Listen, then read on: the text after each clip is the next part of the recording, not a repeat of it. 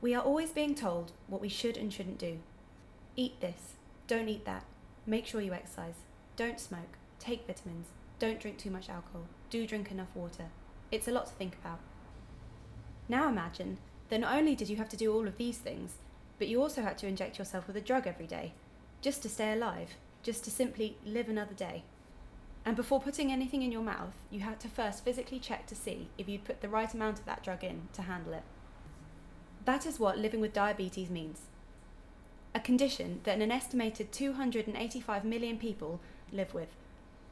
This number is expected to grow to 438 million by 2030, and it's predicted that the developing world will bear the brunt of this epidemic in the 21st century.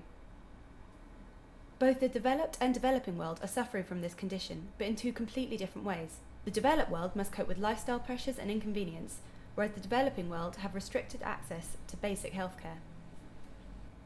What can we do to support two people from two completely different worlds, with the same condition, but different problems?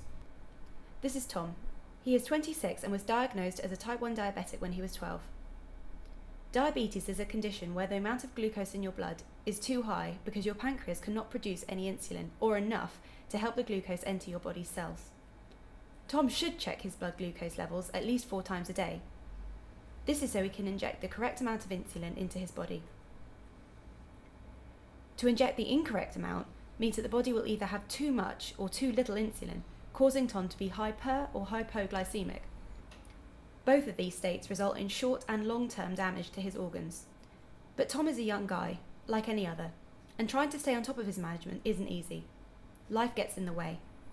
Like thousands of young diabetics, he would like a less disruptive way of keeping on top of his management. On the other side of the globe is Samuel.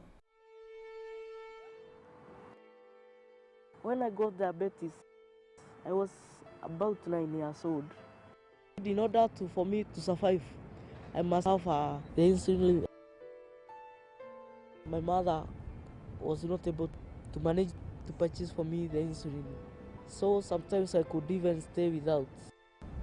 I have been experiencing many problems. I have been gone in a coma twice, and I stay just like a person without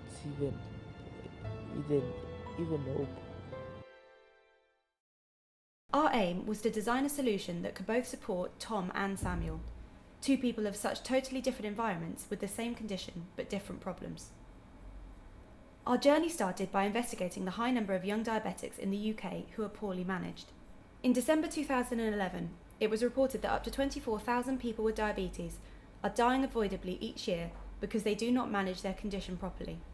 The report stated that a failure to have health checks, take drugs at the right time, and maintain a healthy lifestyle increases the risk of dangerously high or low blood sugar, which can lead to heart failure or kidney problems. Younger patients are most at risk. 2 young people aged 15 to 34 in England are believed to die every week as a result. With a user-focused approach, we got insights into life as a diabetic. We found that many young diabetics will do what is called blind treatment, injecting insulin based on an approximate guess of what they need. A particularly bad time is a time spent at university. They no longer have a parent breathing down their necks about checking their glucose or injecting their insulin. Young people often leave their glucose readers at home. Some don't like to publicly portray that they have diabetes at all and will hide their treatment in toilets or at home. Glucose meters are an additional object that a young person has no natural desire to interact with. They need a way for the care to be integrated into their lifestyle, something that was with them wherever they go. Our investigation into life as a developing world diabetic was distinctly more bleak. Poverty restricted them from obtaining the drugs they need. Supplies from the developed world are disrupted, and diabetics often go without any insulin at all. We pulled apart the current glucose monitors to investigate how we might reinvent them to suit a young person better, and study the different types of reagents that are used in industry for glucose analysis. When blood samples react with the reagent, this is either then scanned for analysis or an electrode is used to give a reading. Imperial Chemistry Department offers us access to their labs to experiment with glucose reagents. We explored paper diagnosis, a process developed at Harvard University that allows diagnosis of viruses such as HIV with a single drop of blood with as little material as possible. We used wax as a cheap and more sustainable way of making hydrophobic paper in order to keep the reagent in the exact position as the process requires. Throughout our product development, Tom was enlisted as our expert user as a specific testing base who was then backed up with further diabetic testimonials. We use visual models and working prototypes to both demonstrate the product and learn from Tom's handling and interaction, as well as our own, mimicking the movements needed to take a blood test. We were continually interested as to how we might forge a connection between Tom and Samuel. Our development led to a device that makes checking blood glucose for Tom almost as easy as sending a text message. Smart Touch is part of an object and technology that Tom already has totally integrated into his life: his phone. Tom never leaves the house without his phone, and therefore never leaves the house without Smart Touch. To use the device, Tom takes out his smartphone and opens the Smart Touch app. The mechanism comprises of a replaceable cartridge that contains 4 needles and 4 paper test swatches, which allows for 1 day of testing. The needles are spring-loaded, so when the button is pressed, it pierces the finger quickly before disappearing from sight. Each separate needle is positioned over the test swatch, so that after the retraction, the swatch is left exposed for the blood sample.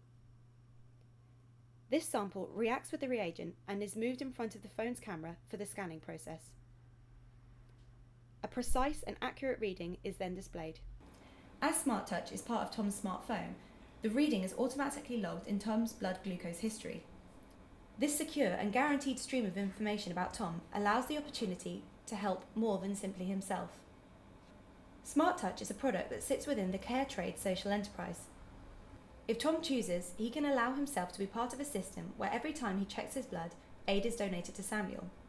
CareTrade, with Tom's permission, collects the data about him anonymously and sells it to interested parties such as pharmaceutical companies. CareTrade then uses this money to fund aid for Samuel. As part of CareTrade, the app tells Tom how much aid his actions have supplied. He can see live feeds of what's been delivered and testimonials of the difference it has made to Samuel's life. He is donating aid at no cost to himself whatsoever. He is donating through looking after himself. CareTrade is able to collect data on Tom via Smart Touch, such as how many times a day he checks his glucose levels, where he is geographically when he does, what time lapse there is between checks, and by cross-referencing this with his gender, age, weight and height, an intimate profile of his life can be extracted. Although totally anonymous, this data has high monetary value for the industry. Real user profiles mean a more accurate development of products and medicines that will sell and generate more money for them. Tom has a more convenient means of checking his blood glucose with Smart Touch. The results are instantaneous and securely logged wirelessly. Smart Touch collects the data and this is processed by CareTrade. Tom's data is sold to industry to develop new products and medicines to help him. The revenue generated by the sale of Tom's data allows for further product development of CareTrade, as well as providing Samuel with a secure stream of aid, which keeps him healthy. The continuous stream of money provides Samuel with insulin, doctor's aid, and blood glucose monitors. Samuel is given the tools to control his condition and stay healthy. CareTrade controls the revenue stream, as well as providing feedback to Tom on Samuel's progress. This closed-loop system not only creates better healthcare for these 2 diabetics, but connects them as well. The world is connected economically, technologically, and socially. Smart Touch is just one example of where CareTrade has potential. We see CareTrade working across many different health conditions where products can collect data that has value. This alternative use of data allows products not only to help us live better lives, but also creates a system where support is given to the people without.